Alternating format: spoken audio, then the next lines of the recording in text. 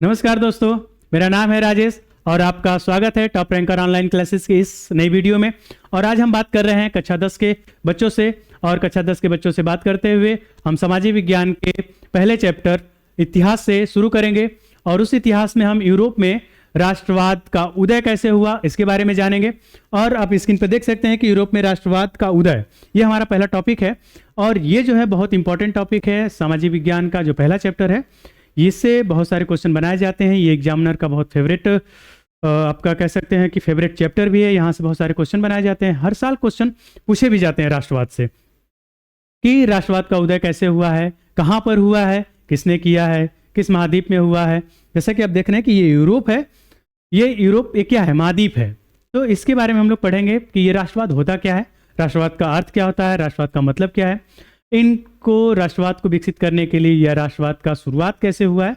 इन सारे चीज़ों को हम लोग प्रश्न वाइज यानी कि क्वेश्चन वाइज हम लोग इसको प्रश्नों के माध्यम से पढ़ते चलेंगे और उसकी कहानी को जानते चलेंगे। तो चलते हैं, स्टार्ट करते हैं हम लोग। आप देख सकते हैं ये हमारा क्या है, वर्ल्ड मैप है या विश्व का मानचित्र है। इसमें जो है यूरोप महाद्वीप, ये क्या है, यानी कि यूरोप में राष्ट्रवाद का उदय है। तो यानी कि एक यूरोप क्या है, वो महाद्वीप है। जैसे हमारा जो एशिया महाद्वीप है, अमेरिका महाद्वीप है, उत्तरी अमेरिका, दक्षिणी अमेरिका, अफ्रीका है। तो इसी प्रकार से एक यह क्या है, यूरोप महाद्वीप है। यूरोप महाद्वीप है। जैसे आप यहाँ पे देख सकते हैं, ये हमारा प्यारा भारत है। इस भारत के उत्तर पश्चिम में देख सकते हैं कि यहाँ पे क्या है, यूरोप महाद्वीप है। इसी यूरोप महाद्वीप में क्या हुआ था, राष्ट्रवाद का उदय हुआ था। तो ये राष्ट्रवाद क्या होता है, तो हम लोग शुरू करते हैं, जानते हैं कि राष्ट्रवाद होता क्या है, राष्ट्रवाद का क्या मतलब है। ये हमारा प्रश्न है कि राष्ट्रवाद का क्या मतलब होता है। ये किस चिड़िया का नाम है, किस गाड़ी का नाम है, या किसी जगह का नाम है, या किसी व्यक्ति का नाम है। ये होता क्या है, राष्ट्रवाद है क्या। तो राष्ट्रवाद जो शब्द है ये देश प्रेम, इसको हम सीधे सीधे कह सकते हैं कि जो राष्ट्रवाद है हमारा, ये क्या है, देश प्रेम से ले सकते हैं इसको। ठीक है, राष्ट्रवाद क्या होता है, देश प्रेम होता है। जो हम अपने देश से प्रेम करते हैं वो क्या है, राष्ट्रवाद ही है। हम अपने भारत देश से प्रेम करते हैं वो क्या है, राष्ट्रवाद है। किसी भी जो कोई भी व्यक्ति है अपने देश से प्रेम करता है तो क्या है, वो राष्ट्रवादी है, राष्ट्रवाद है। और हम देख सकते हैं और एक कि जो विचारधारा किसी भी राष्ट्र के सदस्यों में एक साझा पहचान को बढ़ावा देती है उसे राष्ट्रवाद कहते हैं। कह रहे कि यानी कि जो राष्ट्रवाद है सबको एक समान से पहचान देता है, एक समान पहचान देता है, वो क्या है, राष्ट्रवाद है। ओके, और इसको क्या कह सकते हैं, राष्ट्रवाद की जो भावना है, भावना की जो जड़ें जमाने के लिए, मतलब जो राष्ट्रवाद है उसको दृढ़ मजबूत करने के लिए क्या करना चाहिए, कई प्रतीकों का सहारा लिया जाता है। कई प्रतीकों का सहारा लिया जाता है, जैसे कि राष्ट्रीय ध्वज है हमारा, राष्ट्रीय गीत है, राष्ट्रीय प्रतीक है। उसी तरीके से ये हमारा क्या है, आत्मसम्मान बढ़ाने वाला, यानी कि हमारे राष्ट्रवाद को क्या करता है और मजबूत करता है, उसकी जड़ें मजबूत करता है। जो हमारा राष्ट्रध्वज है, जैसे तिरंगा है, और राष्ट्रीय प्रतीक है, राष्ट्रगान है, ये सब क्या है, हमारे देश को मजबूत बनाते हैं, यानी कि हमारे अंदर इसकी फीलिंग को और बढ़ाते हैं। ये क्या है, राष्ट्रवाद है। इसके प्रति हमारा जो सम्मान है वो क्या, हमारा राष्ट्रवाद है। तो ये राष्ट्रवाद जो है, ये देश प्रेम, इस चीज़ों को कह सकते हैं कि ये कब स्टार्ट हुआ। आज से लगभग 350 साल पहले अगर आप जाएंगे, 350 साल पहले तो राष्ट्रवाद का स्टार्ट हुआ, यानी कि 1789 ईस्वी में, एग्जैक्ट अगर जानते हैं तो 1789 ईस्वी में इस राष्ट्रवाद का उदय हुआ। तो सबसे पहले राष्ट्रवाद का उदय हुआ कहाँ पे, ये फ्रांस में हुआ था। ये सारी चीज़ों को हम लोग आगे पढ़ेंगे। और आपने कक्षा 9 में पढ़ा होगा, फ्रांस का जो फ्रांस की क्रांति है उसको आपने कक्षा 9 में पढ़ा होगा। तो उसके आगे हम लोग चलते हैं कि क्या है। अब दूसरा क्वेश्चन है कि यूरोप में राष्ट्रवाद की शुरुआत कब और कैसे हुई। यूरोप में राष्ट्रवाद और राष्ट्रवाद की शुरुआत कैसे हुई और कब हुई, ये चीज़ें दिया है। तो जो यूरोप है उससे आज से 350 साल पहले जाएंगे तो उस यूरोप में क्या है कि आप जानते हैं कि 1789 में, यानी कि जो इसकी शुरुआत हुई थी, कब हुई थी, 1789 में हुई थी। यानी राष्ट्रवाद का जो निर्माण हुआ था 1789 ईस्वी में शुरुआत हुआ था। तो 1789 से पहले, 1789 से पहले इस पे राजाओं का शासन होता था। क्या होता था, इसमें राजा का शासन होता था, राजाओं का। तो राजाओं का शासन होता था। ये माना जाता था कि आप अगर अपने राजा से प्रेम करते हैं तो वही राष्ट्र प्रेम है, वही क्या है, राष्ट्रवाद है। यानी 1789 से पहले अगर आप क्या करते थे कि आप अपने राजा के प्रति प्रेम करते थे या उसके प्रति सहानुभूति रखते तो वही आपका राष्ट्र प्रेम है, देश प्रेम वही कहलाता था। लेकिन 1789 के बाद से इस चीज़ों को बदल दिया गया था। 1789 से पहले क्या था कि जो यूरोप महाद्वीप में यानी कि फ्रांस में कह सकते हैं, इसकी जो पहली शुरुआत हुई थी कहाँ हुई थी? फ्रांस में हुई थी। तो फ्रांस में 1789 से पहले एक राजा हुआ करते थे। राजा कौन थे? लुई 16वां। लुई 16वां जो थे वो क्या थे? राजा थे। और ये निरंकुश राजा थे। निरंकुश मतलब एकदम तानाशाह टाइप के। इनका जो नियम था बिल्कुल भी सही नहीं था। और जो जनता पे क्या था, बहुत परेशान करने वाला नियम लगा देते थे, बहुत ज़्यादा टैक्स बढ़ा देते थे, या अपने मनमानी करना, ये क्या था? उनका निरंकुश पन था, यानी कि एकदम तानाशाह की तरह लुई 16वां का। तो 1789 में क्या हुआ कि फ्रांस में, यानी कि फ्रांस से ही क्या हुआ कि लोगों में हुआ कि अरे ये तो राजा हमारा सही नहीं है। तो लोग क्या किए? फ्रांस के सड़कों पर उतर आए। जो लुई 16वां था ये फ्रांस का था। तो फ्रांस की जो जनता थी, ठीक, जो जनता थी क्या हुई? सड़कों पे उतर आई। सड़कों पे उतर आई तो इसने क्या किया कि अपने राजा को उसके गद्दे से बाहर निकाल के फेंक दिया। क्या किया? क्या चाचा अब तुम्हारा काम खत्म, नो तुम्हारा काम क्या हो गया? खत्म, तुम शासन सही से नहीं कर रहे हो। तो लुई 16वें को हटा दिया गया। तो 1789 से लेकर के क्या राष्ट्रवाद की जो पहली अभिव्यक्ति यानी कि पहला जो शुरुआत हुआ था, कब हुआ था? 1789 ईस्वी में शुरू हुआ था। तो अब 1789 से लेकर के 1789 से लेकर के 1799 ईस्वी तक, ठीक है, 1799 ईस्वी तक ये जनता कही कि भाई अब राजा के द्वारा ये क्या किया जाएगा? शासन नहीं चलाया जाएगा। अब हमारा एक संविधान होगा, हम उस संविधान के अनुसार अपना एक नियम बनाएंगे, कानून बनाएंगे, संविधान के अनुसार देश चलाया जाएगा, देश चलेगा।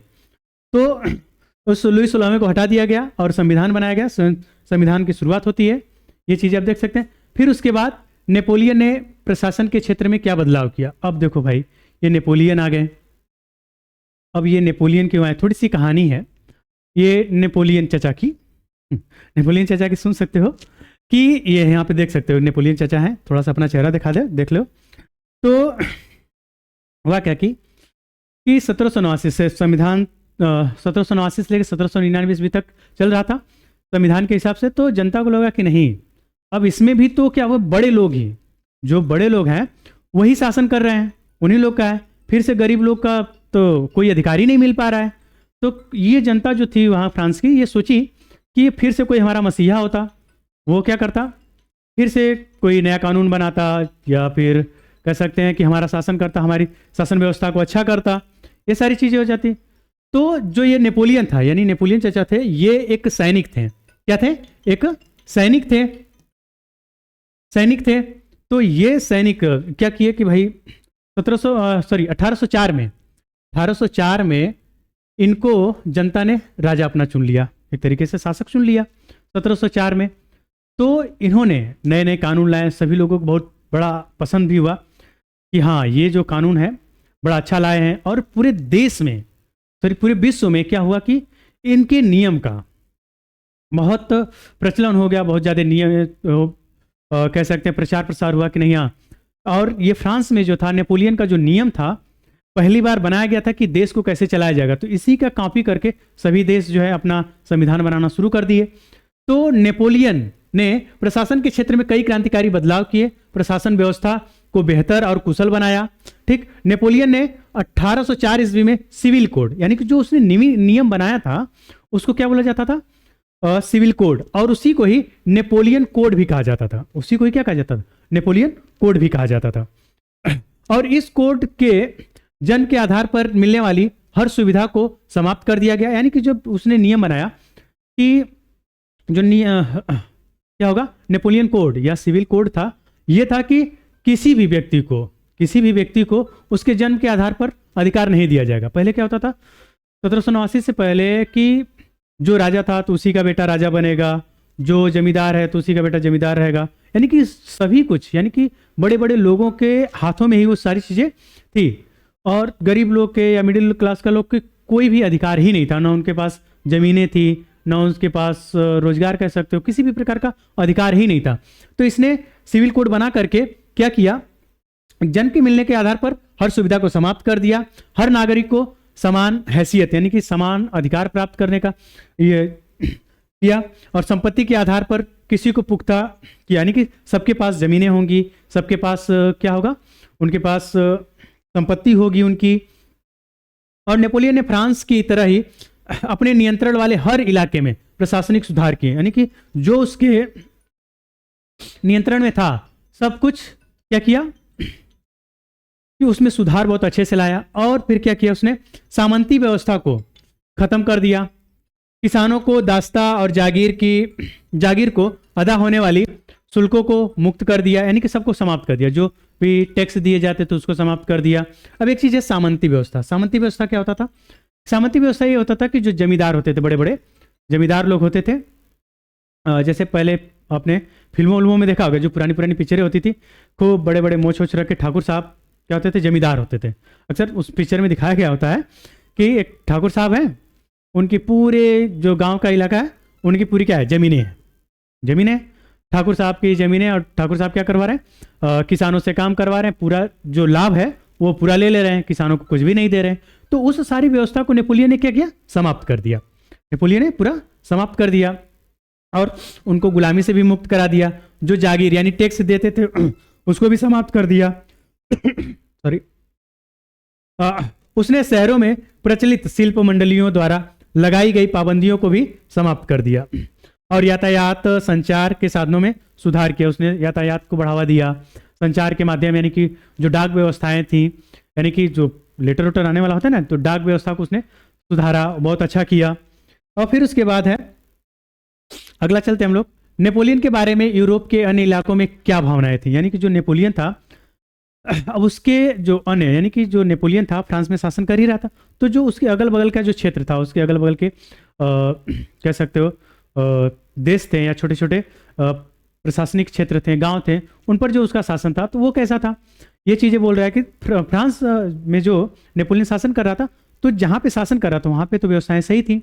और उसके बाद जो अलग अलग था क्षेत्र, उसमें क्या किया कि वो टैक्स बढ़ा देता था, बहुत ज़्यादा वहाँ के लोगों पे टैक्स बढ़ा देता था। जैसे कि फ्रांस ने जिन इलाकों पर कब्जा जमाया गया था, यानी कि फ्रांस ने जिन इलाकों पे कब्जा जमाया गया था, वहाँ के लोगों की फ्रांसीसी शासन के बारे में मिलीजुली प्रतिक्रिया थी। यानी कि मिलीजुली प्रतिक्रिया का अर्थ क्या होता है कि हाँ ठीक भी है, नहीं भी ठीक है, ऐसी मिलीजुली प्रतिक्रिया आती है। नहीं, हाँ शासन ठीक कर रहा है और नहीं भी ठीक कर रहा है। और कुछ लोग होते हैं ना कि कुछ लोग सपोर्ट में होते हैं, कुछ लोग सपोर्ट में नहीं होते हैं, तो दोनों लोग होते हैं। तो इसी तरीके से उसकी मिलीजुली प्रतिक्रिया थी। और शुरू में लोगों ने फ्रांस की सेना को आज़ादी के दूत के रूप में देखा। नहीं कि जो अगल बगल के जो देश थे, यानी कि जो जिन पे फ्रांस का कब्जा था, वहाँ के जो लोग थे, फ्रांस के सैनिकों को शुरू में लगा कि अरे नहीं, तो बड़ा दूत बन के आ गया है, हमारा भला करेगा बेचारा ना, उन बेचारों का भला होगा। लेकिन बाद में सबों को समझ में आया कि तो भला नहीं कर रहा है, हमारा भला नहीं कर रहा है। तो लेकिन जल्द ही यह भावना बदल गई, यानी कि वहाँ के लोगों में क्या हुआ कि जल्द ही उनकी भावना बदल गई कि नहीं, कि अब क्या कर रहे हैं ये सब लोग भी हम लोगों पे शासन कर रहे हैं, रूल कर रहे हैं, प्रताड़ित कर रहे हैं। लोगों को समझ में आने लगा कि इस नई शासन व्यवस्था में राजनीतिक आज़ादी उम्मीद नहीं की जा सकती। टैक्स में भारी बढ़ोतरी हुई, यानी कि वहाँ के जो लोग थे वो जान गए कि हम लोग आज़ाद स्वतंत्र नहीं है, राजनीतिक रूप से हम लोग पे क्या किया जाए, दबाव बनाया जा रहा है, टैक्स को बढ़ा दिया जा रहा है हम ही लोगों पे। और लोगों को ज़बरदस्ती फ्रांस की सेना में भर्ती कराया जा रहा था। क्या किया जा रहा था, नेपोलियन द्वारा लोगों को ज़बरदस्ती फ्रांस की सेना में भर्ती कर लिया जा रहा था। तो इसलिए क्या हुआ, वहाँ के लोग और नेपोलियन से नाराज होना शुरू हो गए। इस सब के फलस्वरूप लोगों का शुरुआती जोश था उनका, यानी कि बहुत ज़्यादा जिज्ञासा थी, जल्द ही विरोध में बदल गया। उनका बहुत अच्छा था कि नहीं, हाँ ये लोग हमारे जो है दूत बन के आए हुए हैं, अब जल्दी से क्या हो गया, अब शत्रु बन गए हैं, लोग दुश्मन हो गए हैं, ये सारी चीज़ें। फिर उसके बाद है कि फ्रांसीसी क्रांति के पहले यूरोप की क्या स्थिति थी, यानी कि फ्रांसीसी के क्रांति से पहले, यानी 1789 से पहले यूरोप की क्या कंडीशन थी, क्या नहीं, कैसी कंडीशन थी, ये सारी चीज़ें। ठीक है, तो अब कैसी स्थिति थी, हमको पता है कि जैसे आज के समय में जो अलग अलग देश हैं, बहुत सारे छोटे छोटे देश हैं, आप जान ही रहे हैं, जैसे भारत है, पाकिस्तान है, चीन है, ये अब यूरोप में ही ले लीजिए, जो फ्रांस है, जर्मनी है, इटली है, ये सब क्या है, छोटे छोटे देश बन गए हैं, इंग्लैंड है। तो पहले ऐसे देश नहीं हुआ करते थे, देश नहीं हुआ करते, सब एक ही में होते थे, छोटे छोटे वहाँ के राजा हुआ करते थे, उनमें राजा हुआ करते थे 18वीं शताब्दी में। 1789 से पहले भी या कह सकते हैं कि 18वीं शताब्दी से पहले, उसके मध्य से पहले क्या था कि वहाँ पे छोटे छोटे प्रशासक थे, यानी कि राजा थे, वो अपना शासन चलाते थे। तो कह रहा है कि फ्रांसीसी क्रांति के पहले यूरोप की क्या स्थिति थी। 18वीं सदी के मध्यकाल में यूरोप में वैसे राष्ट्र नहीं हुआ करते थे जैसा कि आज हम समझते हैं। आज जैसा हम समझ रहे हैं कि ऐसे छोटे छोटे जो देश हैं वैसे नहीं हुआ करते थे। पहले क्या होते थे, राजा होते थे, ये सब नहीं है। फिर आधुनिक समय में जैसे जर्मनी है, इटली है, स्विट्जरलैंड है, कई सूबों में और प्रांतों साम्राज्य में बटे हुए थे। यानी कि जो जर्मनी है, इटली है, स्विट्जरलैंड है, वो सब क्या था, पहले सूबा, सूबा मतलब गांव, बड़े बड़े गांव थे, उसमें बटे हुए थे वे लोग। और वे क्या था, वहां पे हर शासक अपना स्वतंत्र क्या करता था, हर शासक जो था अपना स्वतंत्र रूप से शासन करता था। शासक मतलब राजा था, वो क्या करता था, शासन करता था। पूर्वी और मध्य यूरोप में कई शक्तिशाली राजा थे जिनके अधीन विभिन्न प्रकार के लोग रहा करते थे। यानी कि पहले क्या था, पूर्वी और मध्य यूरोप में कई शक्तिशाली राजा थे, उनके अधीन लोग, जो लोग थे वो क्या करते थे, काम करते थे। इन लोगों की कोई साझा पहचान नहीं हुआ होती थी। यदि उनमें यदि कोई समानता थी तो वह किसी एक खास शासक के प्रति समर्पण था। मैंने बताया ना कि जो राष्ट्रवाद है 1789 पहले से 350 साल पहले क्या था कि अगर आप राजा के प्रति, आपके जो है राजा के प्रति प्रेम है, वही क्या कहलाता था, राष्ट्रवाद कहलाता था। तो यही कह रहा है कि जो आपकी खास पहचान थी वो राजा के प्रति समर्पण। लेकिन आज की पहचान क्या है, हमारी आज की पहचान क्या है कि आज हम भारतीय हैं। सबसे पहले हमारी जो पहचान है भारतीय, फिर उसके बाद हम जातियों में बढ़ते हैं, हिंदू है, कोई मुस्लिम है, कोई सिख है, कोई ईसाई है, कोई कुछ है, तो बाद में बढ़ता है। पहले हम क्या हैं, हम भारतीय हैं। ओके, अब देख सकते हैं कि यहाँ पे कई सूबों में बटा हुआ है, छोटे छोटे क्या था, सूबों में बटा हुआ था पहले। ओके, फिर उसके बाद है कि 18वीं सदी के यूरोप का कुलीन वर्ग कैसा था। तो हम लोग क्या करेंगे, इस चीज को आगे अगले वीडियो में समझेंगे। तब तक यहीं पर हम रोकते हैं, तब तक इस वीडियो को आप देखते रहिएगा। तब तक के लिए धन्यवाद। Okay, bye bye.